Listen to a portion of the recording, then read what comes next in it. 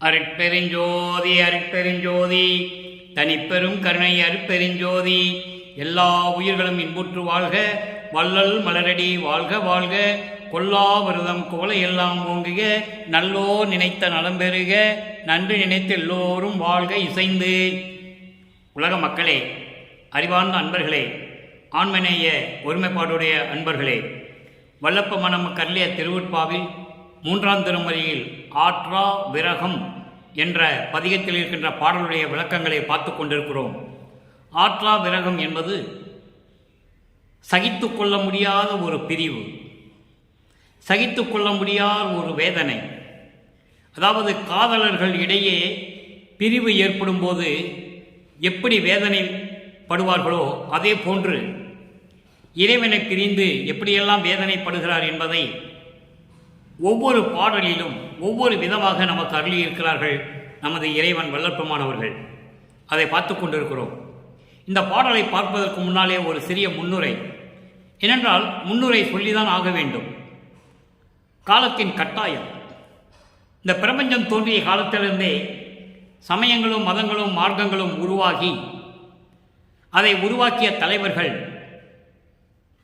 எப்படியெல்லாம் இறைவனை கற்பனை செய்து கொண்டு எப்படியெல்லாம் உருவகப்படுத்தி பாடினார்கள் என்பதையும், சமயங்களிலும் மதங்களிலும் மார்க்கங்களிலும் இருந்து கொண்டு எப்படியெல்லாம் வழிபாடுகளை செய்தார்கள் என்பதையும், ஒவ்வொரு சமயத்துக்கு ஏற்றபடி எப்படியெல்லாம் குறியீடுகள் கொண்டார்கள் என்பதையும், குறியீடுகள் என்பது திருநீர் அணிவது, நாமமிடுவது, சந்தன பொட்டு வைப்பது, குங்கும பொட்டு வைப்பது, இப்படி பல வகைகளிலே குறியீடுகள் செய்து அந்த குறியீடுகள் மூலமாக இவன் இந்த சமயத்தை சார்ந்தவன், இவன் இந்த சமயத்தை சார்ந்தவன் என்று தெரிந்து கொள்ளும்படியாக அந்த நிலையை உருவாக்கிவிட்டார்கள்.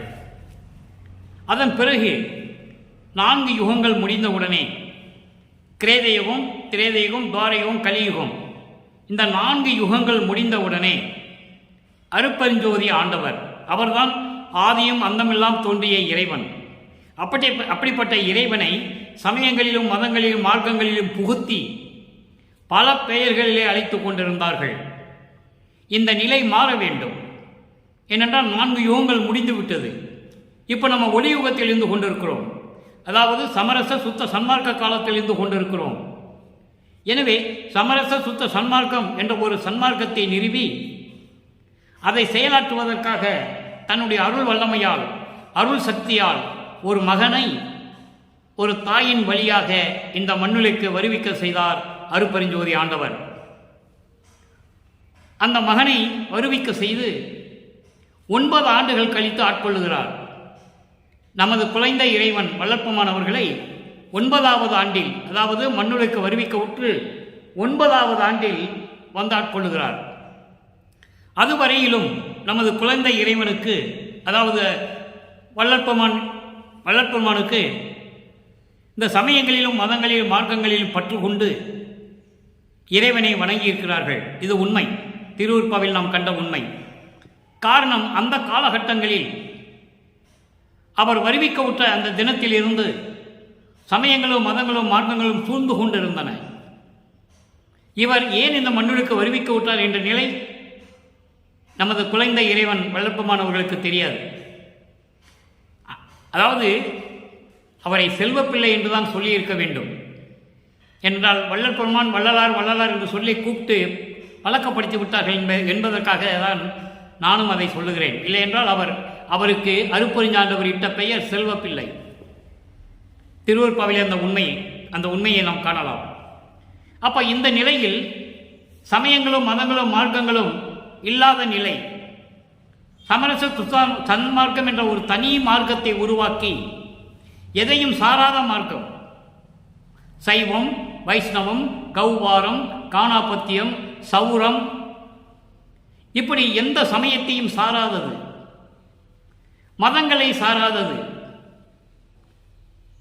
புத்த மதம், சமண மதம், கிறிஸ்துவ மதம், இந்து மதம், இப்படி இஸ்லாமிய மதம், இப்படி மதங்களையும் சாராதது, மார்க்கங்களையும் சாராதது, தசா மார்க்கம், சற்புத்திர மார்க்கம், சக மார்க்கம், சமய மார்க்கம், இப்படி மார்க்கங்களையும் சாராதது, இறைவனை நேரடியாக அடையக்கூடிய ஒரு மார்க்கம். உயிரின் மேல் தயவும் கருணையும் காட்டக்கூடிய ஒரு மார்க்கம், மரணமில்லா பெருவாழ்வை பெறக்கூடிய ஒரு மார்க்கம். அப்படிப்பட்ட ஒரு மார்க்கத்தை நிறுவி தன் மகனிடம் ஒப்படைத்த பிறகு வல்லப்பெருமானவர்களுக்கு மறைப்பு நீங்குகிறது.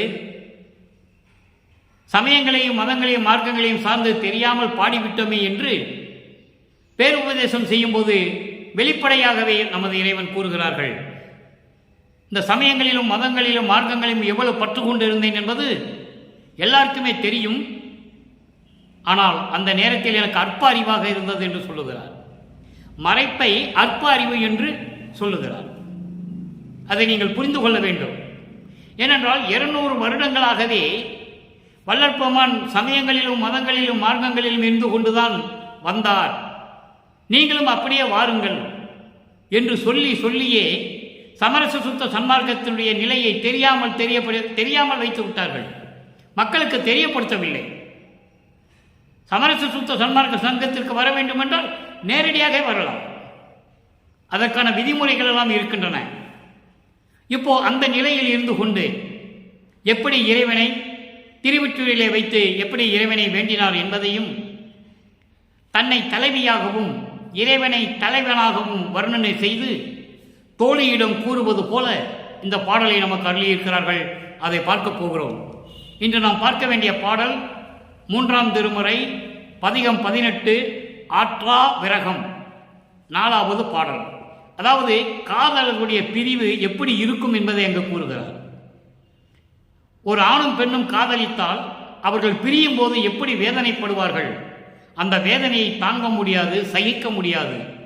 அந்த நிலையில் இருந்து கொண்டு இந்த பாடலை நமக்கு அருளியிருக்கிறார்கள் வல்லப்பெருமானவர்கள். பாட்டினுடைய மைய கருத்து சமயங்களும் மதங்களும் மார்க்கங்களும் சார்ந்த நிலையில் இருக்கும்போது இறைவன் திருவொற்றியூரில் இருக்கிறார் என்று சொல்லுவார். எல்லா உலகங்களையும் உடைய இறைவன் என்று சொல்லுவார்.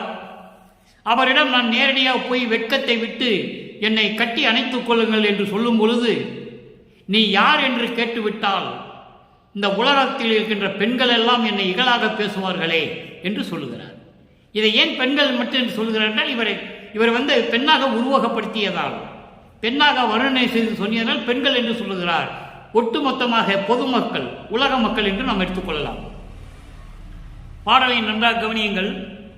ஊர் என்று உடையீர் ஒற்றிதனை, ஊர் என்று உடையீர் ஒற்றிதனை உலகம் உடையீர், என்னை அணைவீர் என்று அவர் முன் பலரறிய வெக்கம் விடுத்து கேட்டாலும் சேரென்று உரைத்தலன்றி அவர் சிரித்து திருவாய் மலர்ந்து என்னை நீ யார் என்று உரைத்தால் என் செய்வேன், என்னை மடவார் இகழாரோ. இது பாடல்.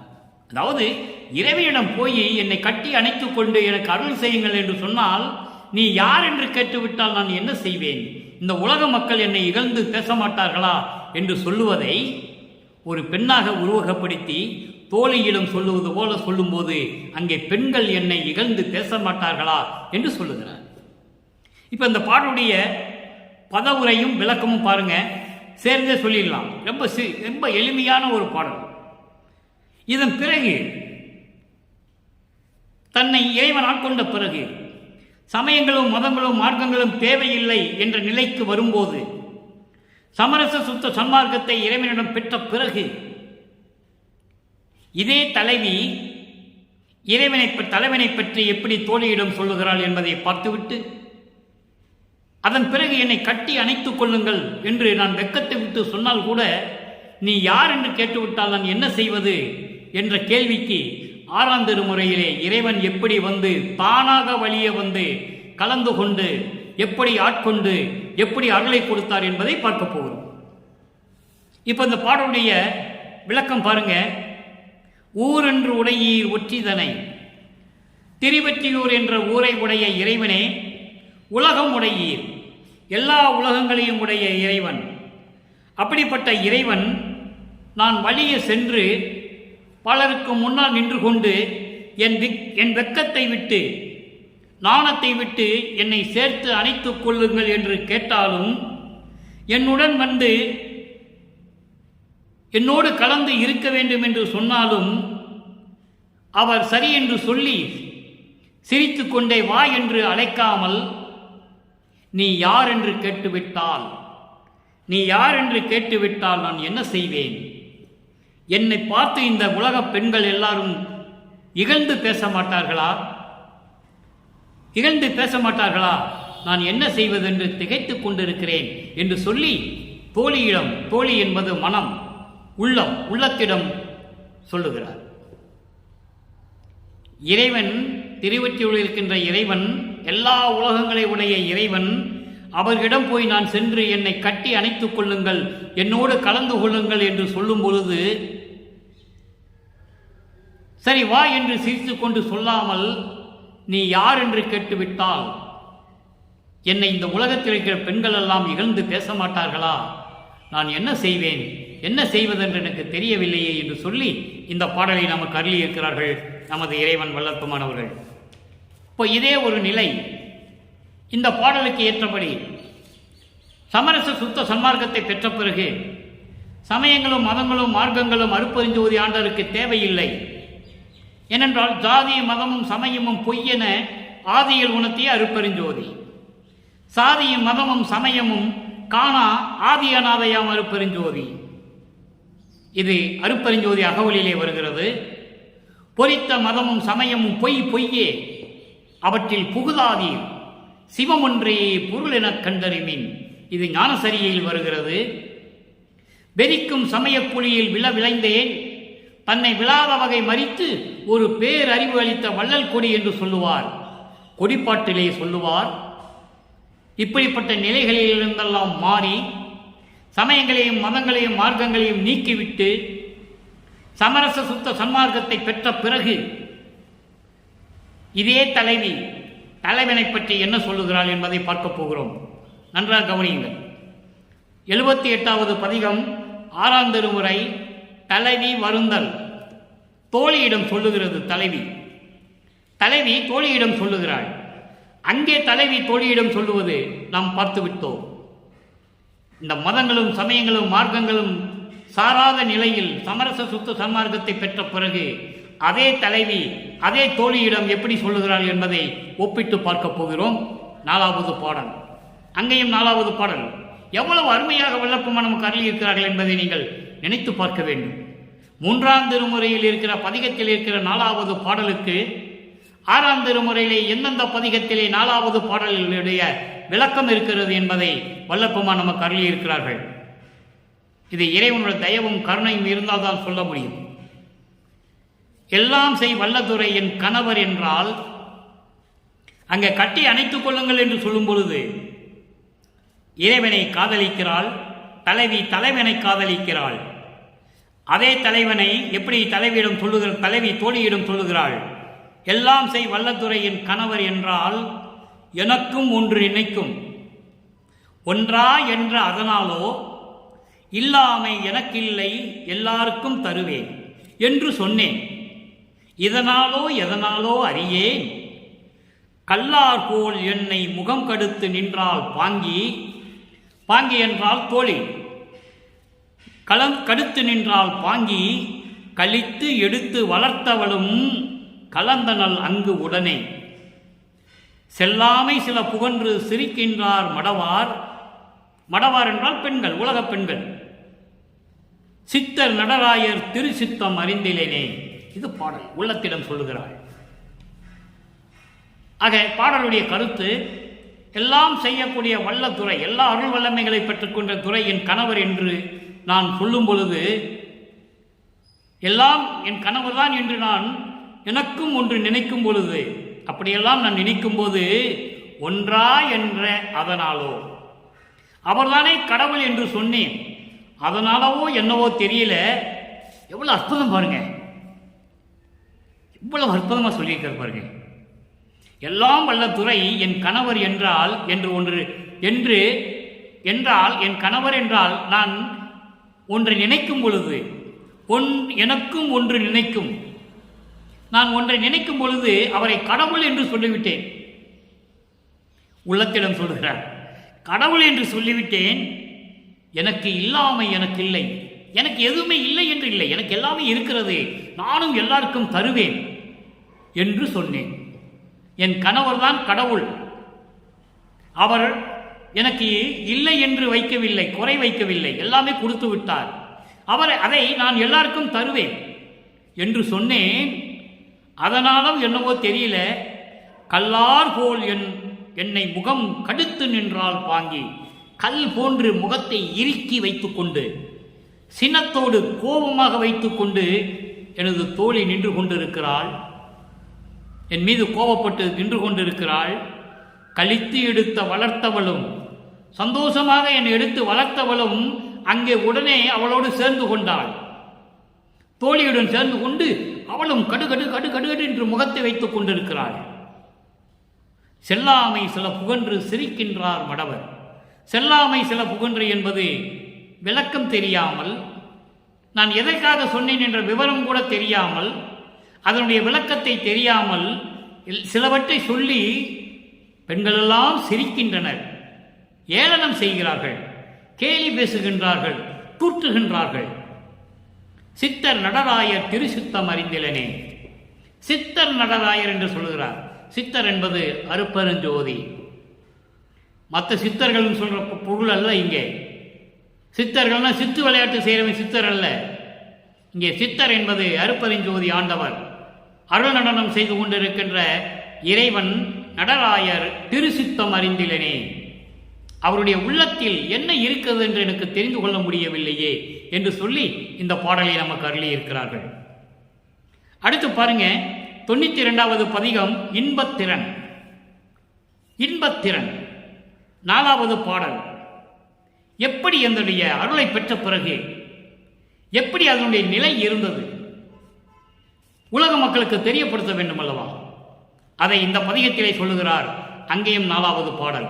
அதாவது சமயங்களும் மதங்களும் மார்க்கங்களும் இல்லாத நிலையில் இறைவனுடைய அருளை பெற்ற பிறகு அந்த பேரின்பம் எப்படி இருந்தது, அதனுடைய திறமை, அதனுடைய வல்லபம் எப்படி இருந்தது என்று இந்த 4வது பாடலிலே சொல்லுகிறார். நன்றாக கவனியுங்கள். நாடு கலந்து ஆள்கின்றோர், நாடு கலந்து ஆள்கின்றோர் எல்லாரும் வியப்ப, நன்னி என்னை மாலையிட்ட நாயகனே, நன்னி என்னை மாலையிட்ட நாயகனே, நாட்டில் ஈடு கரைந்திடதற்கு அரிதாம், நாட்டில் ஈடு கரைந்திடதற்கு அரிதாம் திருச்சிற்றம்பலத்தே, இன்ப நடம் புரிகின்ற இறையவனே, என்னை நீ பாடுக, என்னோடு கலந்து ஆடுக என்று எனக்கே பணியிட்டாய், எனக்கே பணியிட்டாய். எனக்கு மட்டும், பிரபஞ்சத்தில் யாருக்கும் பங்கே கிடையாது, முழுவதுமாக பரிபூரணமாக எனக்கே பணியிட்டாய், நான் செய் பெருபாக்கியம் என்று வந்தேன். கோடு தவறாது உன்னை நான் பாடுவதற்கு இங்கு ஏற்ற குணப்பொருளும் இலக்கியமும் கொடுத்து மகிழ்ந்து அருளே. இது பாடல். பொருள் பாருங்க. நாடு கலந்து ஆள்கின்றோர், நாடு கலந்து ஆள்கின்றோர் என்பது இறைவனுடைய அருளை பெற்று நல்ல நிலையில் கலந்து கொண்டவர்கள், இறைவனுடைய அருளை பெற்று நல்ல நிலையில் கலந்து கொண்டவர்கள். அதாவது கர்ம சித்தி யோக சித்தி இல்லாமல் முத்தி நிலையை அடைந்தவர்கள். எல்லாருமே கர்ம சித்தியில் போனார்கள், யோக சித்தியில் போனார்கள், முத்தி அடைந்தார்கள். ஞான சித்திக்கு யாருமே வரவில்லை, பிரபஞ்சத்தில் யாருமே வரவில்லை, ஒரு ஆள் கூட கிடையாது. வல்லப்பெருமான் ஒருவர் தான் இறைவனுக்கு அப்புறம். அப்படி கடந்து கொண்டவர்கள் எல்லாரும் வியப்ப, எல்லாரும் அதிசயிக்கும்படி நன்னி என்னை அடைந்து என்னை மாலையிட்ட நாயகனே. அங்கே இன்று நான் பார்த்த 3வது திருமுறையிலே அந்த பாடலிலே, நான் வலிய வந்து வெக்கத்தை விட்டு என்னை அணைத்துக்கொள் என்று சொன்னால், நீ யார் என்று கேட்டுவிட்டால் நான் என்ன செய்வது என்று சொல்லுவார். அதற்கு விளக்கம் இங்கே எப்படி வருகிறது? அவரே வந்து விரும்பி மாலையிட்ட நாயகன். நிலை மாறி போச்சு பாருங்க. சமரச சுத்த சன்மார்க்கப்பட்ட பிறகு நிலைமை மாறி போச்சு. அதனால அங்கேயே இருக்கக்கூடாது, நம்ம அங்கேயே இருக்கக்கூடாது. அதான் வேண்டான்ட்டார்ல, அதை விட்டுட்டு வந்துடணும். அதுதான் தர்மம், அதான் நியாயம், அதுதான் சத்தியம். அப்போ அந்த நிலையில் என்னை அடைந்து, என்னை வலிய அடைந்து எனக்கு மாலையிட்ட நாயகனே, என்னை ஆட்கொண்ட நாயகனே, மாலையிட்ட நாயகனே என்பது என்னை ஆட்கொண்ட நாயகனே, நாட்டில் ஈடு கடைந்ததற்கு அரிதாம் திருச்சிற்றம்பலத்திலே இருந்து கொண்டு அருள் வல்லமும் கொண்ட ஈடு இணை இல்லாத, ஈடு கரைந்திடுதற்கு அரிதாம் ஈடு இணை இல்லாத ஒப்பற்ற நிலையில் இருந்து கொண்டு இன்பமாக, பேரின்பமாக அருள் நடனம் புரிந்து கொண்டு அருளாட்சி செய்து கொண்டிருக்கின்ற இறைவனே, எவ்வளவு அற்புதமா சொல்றார் பாருங்க. எவ்வளவு எளிமையா, எவ்வளவு அற்புதமா தன்னை எப்படியெல்லாம் ஆட்கொண்டார். இதையெல்லாம் மக்களிடம் 200 ஆண்டுகளாக யாருமே சொல்லவில்லை. வள்ளற்பெருமானை ஒரு சாதாரண குழந்தையாக பிறந்தார் என்றும், ஒரு சாதாரண மனிதனாகவே வாழ்ந்தார் என்றும், இப்படியெல்லாம் பேசி பேசி அவருடைய இறை அருளை மறைத்து விட்டார்கள் என்பதுதான் சத்தியமான உண்மை என்பதை இங்கே நான் பதிவு செய்ய கடமைப்பட்டிருக்கிறேன். இப்படியெல்லாம் வலிந்து வந்து என்னை மாலையிட்ட நாயகன் அருள் வல்லமும் கொண்ட ஈடு இணையற்ற நிலையில் இருக்கின்ற திருச்சிற்றம்பலத்திலே பேரின்பமாக நடனம் புரிந்து கொண்டு அருளாட்சி செய்து கொண்டிருக்கின்ற இறைவனே, என்னை நீ பாடுக என்றாய், என்னோடு கலந்து ஆடுக என்று எனக்கே பணியிட்டாய், என்னோடு கலந்து கொண்டு நீ அருளாட்சி செய்வாயாக. ஆடுக என்பது அருளாட்சி செய்வாயாக, இந்த பிரபஞ்சத்தை ஆளுவாயாக என்று எனக்கே பணியிட்டாய், எனக்கு கட்டளையிட்டாய். நான் செய்த பெரும் பாக்கியம் என்று நினைத்துக் கொண்டிருக்கிறேன். நான் செய்த பாக்கியம் என்று, சிறிய பாக்கியம் என்று வந்தேன். அப்படியெல்லாம் நான் என்ன தவம் செய்தேனோ நான் செய்த பாக்கியம் என்று நினைத்துக் கொண்டிருக்கிறேன். கோடு தவறாது என்பது எல்லை மீறாது, வரம்பு மீறாது, உன் கட்டுப்பாட்டுக்குள்ளேயே வைத்துக்கொண்டு, எவ்வளவு அற்புதம் பாருங்க. இந்த கோடு தவறாது என்ற வரிக்கு விளக்கம் நிறைய இருக்கிறது. நான் சுருக்கமாக சொல்லுகிறேன்.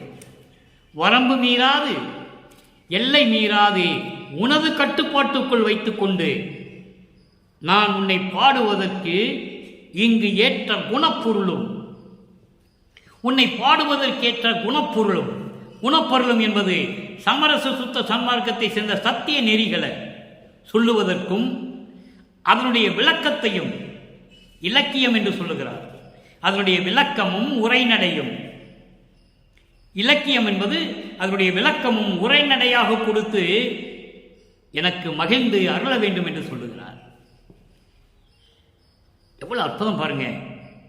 அப்போ சமரச சுத்த சன்மார்க்கத்துடைய விளக்கத்தையும் கொடுத்து, அதனுடைய உரைநடையாகவும் எனக்கு விளக்கம் கொடுத்து, இலக்கியத்தோடு என்பது பொருள் நயம்பட அப்படிப்பட்ட ஒரு நிலையை எனக்கு கொடுத்து மகிழ்ந்து அருள வேண்டும் என்று சொல்லுகிறார். அடுத்த 3வது ஒரு நிலை, பதிகம் 100 6ஆம் திருமுறை பேரடைவு 4வது பாடல். அங்கே இருக்கின்ற 4வது பாடலில் இருக்கின்ற நிலைகளுக்கு இங்க பதில். அங்கே வலிய வந்து நான் வெக்கத்தை விட்டு கேட்டாலும் கூட, என்னோடு கலந்து கொள்ள வேண்டும் என அணைத்துக் கொள்ள வேண்டும் என்று என் வெக்கத்தை விட்டு கேட்டால், நீ யார் என்று கேட்டுவிட்டால் நான் என்ன செய்வேன் என்று சொல்லும் பொழுது, மதங்களையும் மார்க்கங்களையும் சமயங்களையும் அந்த வழிபாடுகளை எல்லாம் விட்டுவிட்டு திருநீர் பூசுவதையும் உத்தராட்ச கோட்டை போடுவதையும் இப்படியெல்லாம் நிலைகளை எல்லாம் விட்டுவிட்டு சமரச சுத்த சன்மார்க்கத்துக்கு வந்த பிறகு அந்த இறைவனுடைய பேரடைவு எப்படி இருக்கிறது? அதனால்தான் வல்லப்பெருமான் சொல்லுவார், அதையெல்லாம் விட்டதனால்தான் இந்த சமயங்களை கோட்பாடுகளையும் மத கோட்பாடுகளையும் மார்க்கங்களுடைய நெறிகளையும் விட்டதனால்தான் இந்த ஏறா நிலைமிசை எனக்கு கிடைத்தது என்று சொல்லுவார். பாடல் பாருங்க, 4வது பாடல் பேரடைவு 6ஆம் திருமுறை 100வது பதிகம். இது கேள் மகனே, எப்படி வந்துட்டார் பாருங்க கடைசியில. இது கேள் மகனே, அருட்பெருஞ்சோதி ஆண்டவர் மகனை பார்த்து சொல்லுகிறார். இது கேள் மகனே, மெய்யருள் திரிவை 2.5 கடிகையில் நினைக்கே ஊதியம் பெறவே மனம் புரிவிப்பாம். உண்மை இது ஆதலால் இனி வீண் போது போக்காமல் மங்களக்கோலம் புனைந்து உளம் மகிழ்க நீ என்றார். உள்ளம் மகிழ்க நீ என்றார். தீது தீர்த்து என்னை இலந்தையில் இலந்தையில் தானே திருட்டிய சிற்சபையவரே இது பாடல். அருப்பெருஞ்சோதி ஆண்டவர் சமரச சுத்த சன்மார்க்கத்தை கொடுத்து சமயங்களிலும் மதங்களிலும் மார்க்கங்களிலும் இருக்க நெறிகளை எல்லாம் நீக்கிவிட்டு தன் மகனை ஆட்கொண்ட பிறகு மகனிடம் சொல்லுகிறார், நான் சொல்லுவதை கேள் மகனே, மெய்யருள் திரிவை அழியாத தேகம், சுத்த தேகம், புரண தேகம், ஞான தேகம், முத்தேகத்தை கொண்ட இந்த அழியாத தேகத்தை 2.5 கடிகையில் என்பது 1 மணி நேரத்தில் உனக்கே ஊதியம் பெறவே, உனக்கே அருள் செய்யும்படி, பயனடையும்படி நாங்கள் கொடுப்போம், அருள் செய்வோம், மனம் புரிவிப்போம் என்பது அருள் செய்வோம். அந்த தேகத்தை எல்லாம் நீ பயன்படும்படியாக உனக்கே நாங்கள் கிடைக்கும்படி அருள் செய்வோம். இது உண்மை. ஆதலால் இனி நீ காலத்தை கழிக்காமல், வீண் பொழுதை போக்காமல், நேரத்தை வீணாக்காமல், எப்படி வேணாலும் நீங்கள் எடுத்துக்கணும், நேரத்தை வீணாக்காமல் உடனே மங்கள கோலம் புனைந்து மங்களகரமாக புட்பாடை அணிந்து மங்கள கோலம் புரிந்து உளம் மகிழ்க நீ என்றார். உள்ள மகிழ்ச்சியோடு நீ இருக்க வேண்டும் என்று சொன்னால் தீது தீர்த்து, தீது என்பது குற்றங்கள், குறைகள், இடர்கள், பயம், அச்சம் எல்லாவற்றையும் சேர்த்தே சொல்லலாம். எல்லாவற்றையும் நீக்கி என்னை இலந்தை என்பது இளம் பருவத்தில், இளம் பருவம் என்பது 3 நிலைகளிலே சொல்ல வேண்டும். 3 நிலைகளிலே சொல்ல வேண்டும். ஒன்று கருவிலே கலந்தது, கருவில் கலந்த துணையை என்று சொல்லுவார். கருவிடத்தை காத்த தலைவனை என்று சொல்லுவார். கருவிலே என ஒளி காட்டிய இறைவனை என்று சொல்லுவார். கருவிலே எனக்கு அருளமுதம் கொடுத்த இறைவனை என்று சொல்லுவார். புழுக்கத்திலே புடுங்கிய போது, கருவறையிலே புழுக்கத்திலே காற்று இல்லாமல் நான் புடுங்கிய போது எனக்கு அமுத காற்று வீசிய என் தந்தையை என்று சொல்லுவார். அது ஒரு நிலை. அதன் பிறகு 6 மாத காலத்திலே, 6 மாத குழந்தையாக இருக்கும்போது தில்லையிலே சிவரகசியத்தை சொன்னதை சொல்லுவார். இதெல்லாம் தாண்டிய பிறகு 9வது ஆண்டில் ஆட்கொண்டார். அதை தான் இங்கே இலந்தை என்று சொல்லுகிறார். இலந்தை என்பது இளம் வயது என்பது இந்த மண்ணுலகை வருவிக்க விட்டு 9வது ஆண்டில். இதுதான் 1ஆம் திருமுறையிலே வல்லப்பமானவர்கள் தெளிவாக கூறுகிறார்கள். ஆண்டு 6 3 ஆண்டில் ஆட்கொண்ட அருள் கடலே என் உள்ள தமர்ந்த தேவே என்று சொல்லுவார். அதைதான் இங்கே இலந்தை என்று சொல்லுகிறார். இலந்தையில் தானே திருட்டிய சிற்சபையவரே, அவரே என்னை ஆட்கொண்டு அருள் பக்குவத்தை கொடுத்த, திருட்டிய என்பது பக்குவப்படுத்திய, அருளை கொடுத்து என்னை பக்குவப்படுத்தியவர் யார்? சிற்சபையவரே, அருப்பெருஞ்சோதி ஆண்டவர் என்று சொல்லுகிறார். எவ்வளவு அற்புதம் பாருங்க. அடுத்த ஒரு நிலை 103வது பதிகம், தலைவி கூறுதல். எங்க? தோழியோட கூறுதல். அங்கே இன்று நாம் பார்த்த 4வது பாடல் ஆற்றா விரகத்திலே 3ஆம் திருமுறையிலே பார்த்த பாடலிலே தோழியிடம் சொல்லுவாள், திருவொற்றியில் இருக்கின்ற இறைவனை, எல்லா உலகங்களுடைய இறைவனை நானே நேரில் சென்று என் வெக்கத்தை விட்டு என்னை அணைத்துக் கொள்ளுங்கள் என்று சொல்லும் பொழுது சிரித்து கொண்டே நீ யார் என்று கேட்டுவிட்டால் நான் என்ன செய்வேன்? இந்த பெண்களெல்லாம் என்னை இகழ்ந்து பேச மாட்டார்களா என்று பாடலிலே சொல்லுவார். அதே ஒரு நிலை சமரச சுத்த சன்மார்க்கத்தை பெற்ற பிறகு அதே தலைவி தோழியிடம் எப்படி சொல்லுகிறார்? அற்புதமாக இருக்கும் அன்பர்களே, நன்றாக கவனியுங்கள். 4வது பாடல். ஒவ்வொரு பதிகத்திலும் அந்த 4வது பாடலுக்கு, 3ஆம் திருமுறையில் இருக்கிற 4வது பாடலுக்கு, 6ஆம் திருமுறையிலே ஒவ்வொரு பதிகத்திலும் எப்படி 4வது பாடலிலே நமக்கு விளக்கம் கூறியிருக்கிறார் என்பதை பார்த்து கொண்டிருக்கிறோம். அற்புதமாக இருக்கும். உள் உண்ட உண்மையெல்லாம் நான் அறிவேன், என்னை உடைய பெருந்தகை அறிவார், உலகிடத்தே மாயை கல்லுண்ட சிற்றினத்தார் யாது அறிவார். நல்ல கவனிக்க நண்பர்களே, மாயை கல்லுண்ட சிற்றினத்தார் யாது அறிவார். எனது கணவர் திருவரவு இந்த காலையிலாம் கண்டாய், நல்லுண்ட மாளிகையை மங்களங்கள் நிரம்ப நன்கு புனைந்து அலங்கரிப்பாய், நான் மொழிந்த மொழியை கல்லுண்டு இங்கு ஐயமுறேன், நடத்து இறைவர் ஆணை, சத்தியம் சத்தியம் மாதே. மாதே என்றால் பெண் தோழியிடம் சொல்லுகிறார். சத்தியம் சத்தியம் தோழி, சத்தியம் சத்தியமே என்று இந்த பாடலை நாம் கருளி இருக்கிறார்கள். என்னுடைய பொருள் பாருங்க. உள்ளுண்ட உண்மையெல்லாம் நான் அறிவேன், என் உள்ளத்தில் இருக்கின்ற அத்தனை உண்மைகள் என்ன என்ன என்பதை.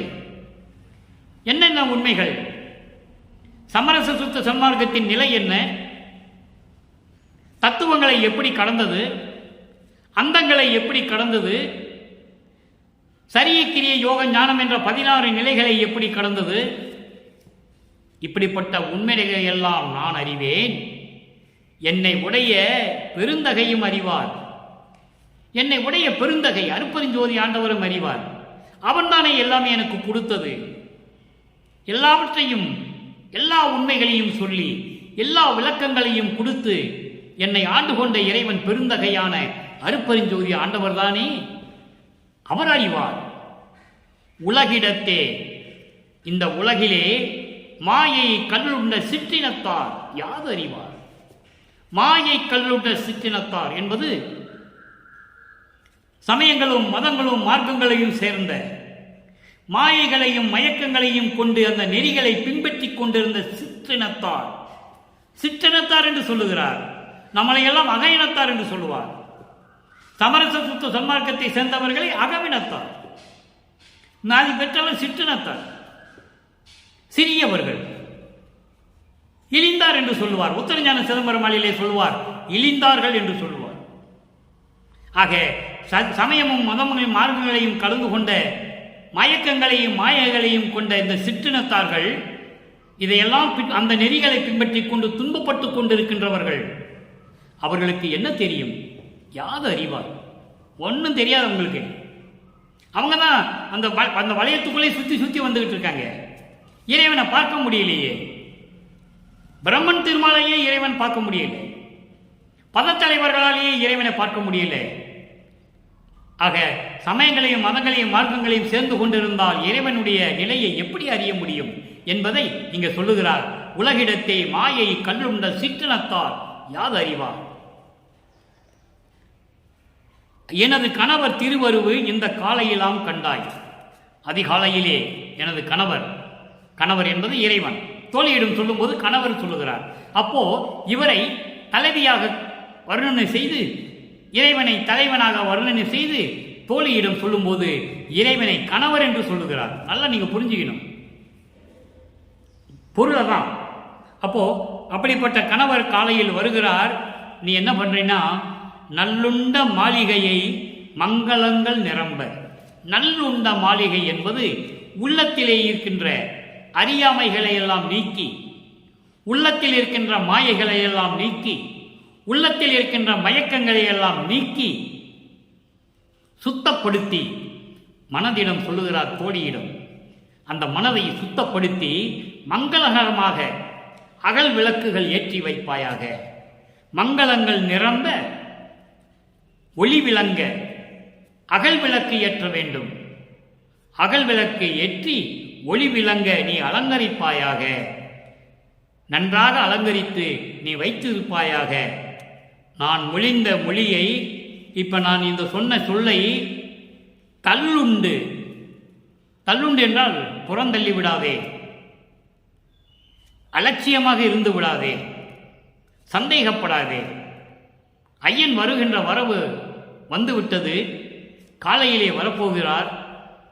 நீ இந்த மாயைகளையும் மயக்கங்களையும் அறியாமையில் கொண்ட மனதை சுத்தப்படுத்தி ஒளிரும்படி ஒளி விளக்கேற்றி அகல் விளக்கு ஏற்றி அலங்கரிப்பாயாக.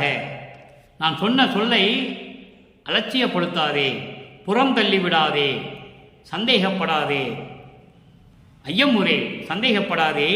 நடத்து இறைவர். இந்த பிரபஞ்சத்தை அருள் நடனம் செய்து கொண்டு அருளாட்சி செய்து கொண்டிருக்கின்ற, அருள் நடனம் செய்து கொண்டு இந்த பிரபஞ்சத்தை அருளாட்சி செய்து கொண்டிருக்கின்ற இறைவன் ஆணை. அவர் சொன்ன கட்டளை சத்தியம். இது சத்தியம் சத்தியம் மாதே, சத்தியம் சத்தியம் பெண்ணே, சத்தியம் சத்தியமே என்று சொல்லி சத்தியம் செய்கிறார். பாருங்க, உலகம் மக்களுக்காக இறைவனை சத்தியம் செய்கிறார். மனிதர்களும் சத்தியம் செய்வது உலகியல் வழக்கம். ஒரு இறைவன் மக்களிடம் சத்தியம் செய்வது போல சொல்லுகிறார், இது சத்தியம் சத்தியம் என்று. எதற்காக? அதை நீங்கள் புரிந்து கொள்ள வேண்டும். மக்களுடைய அறியாமையை நீக்க வேண்டும். மக்களுடைய மூட நம்பிக்கையை நீக்க வேண்டும். இந்த சமயங்களும் மதங்களும் மார்க்கங்களும் சூழ்ந்த நிலையை போக்க வேண்டும், அழிக்க வேண்டும். காலம் காலமாக இரத்தத்திலே ஊறி பழகிவிட்டார்கள், அதை மாற்ற வேண்டும். அதற்காக மக்களிடம் சத்தியம் செய்கிறார் இறைவன். அற்புதம்! இறைவன் சத்தியம் செய்வதை நீங்கள் எங்கேயுமே பார்த்திருக்க முடியாது. திருவருட்பாவில் தான் நாம் அதை காண முடியும். மக்களிடம் சத்தியம் செய்கிறார். சத்தியம் சத்தியம் சத்தியம் என்று சொல்லி இந்த பாடலையோடு இந்த விளக்கத்தை நமக்கு அருளியிருக்கிறார்கள் வல்லப்பமனார் அவர்கள். எனவே அன்பர்களே, இந்த விளக்கம் உங்களுக்கு தெளிவாக புரிந்திருக்கும் என்று நான் கருதுகிறேன். காரணம், சமயங்களும் மதங்களும் மார்க்கங்களில் சூழ்ந்த நிலையில் எப்படியெல்லாம் இறைவனை வேண்டினார் என்பதையும், அதன் பிறகு இது தேவையில்லை என்று சொல்லிவிட்டார். ஆனால் மக்களிடம் இதை யாரும் சொல்லவில்லை, அதையே பின்பற்றிக் கொண்டிருக்கிறார்கள். அதுதான் வருத்தமான விஷயம், வேதனையான விஷயம். ஒரு இறைவன் இதெல்லாம் வேண்டாம் மக்கள் என்று சொல்லும்போது விட்டுவிட வேண்டும். இதற்கு பிறகு சமரச சுத்த சன்மார்க்கம் இருக்கிறது. அதுதான் நல்ல மார்க்கம், இறைவனை அடையக்கூடிய மார்க்கம், மரணமில்லா பெருவில் வாழக்கூடிய மார்க்கம், மரணமில்லா பெருவாழ்வில் வாழக்கூடிய மார்க்கம், உயிரின் மேல் தயவையும் கருணையும் காட்டக்கூடிய மார்க்கம். இப்படியெல்லாம் இறைவன் சொல்லும் பொழுது அதை நாம் பின்பற்றுவது நமது கடமை அல்லவா? எனவே அன்பர்களே, அப்படிப்பட்ட நிலையில் இருந்து கொண்டு சமரச சுத்த சன்மார்க்க சத்திய நெறிகளை பின்பற்றி சைவ நெறியில் இருந்து கொண்டு உயிரின் மேல் தயவும் கருணையும் காட்டி முடிந்த அளவு ஜீவகாரண்ய ஒழுக்கத்தில் இருந்து கொண்டு பசி தவிர்த்தல், கொலை தவிர்த்தல் போன்ற நிலைகளிலெல்லாம் இருந்து கொண்டு இறைவனை வணங்கி இறைவனுடைய அருளையும் பொருளையும் பெற்றுக்கொண்டு இந்த வையகத்திலே நீங்கள் வாழ்வாங்க வாழ வேண்டும் என்று வாழ்த்தி இறைவனுடைய தயவோடும் கருணையோடும் விடைபெறுகிறேன். இந்த வள்ளலார் ஊழியன். மீண்டும் நாளை சந்திப்போம். நன்றி, வணக்கம். அருட்பெருஞ்சோதி அருட்பெருஞ்சோதி, தனிப்பெரும் கருணை அருட்பெருஞ்சோதி.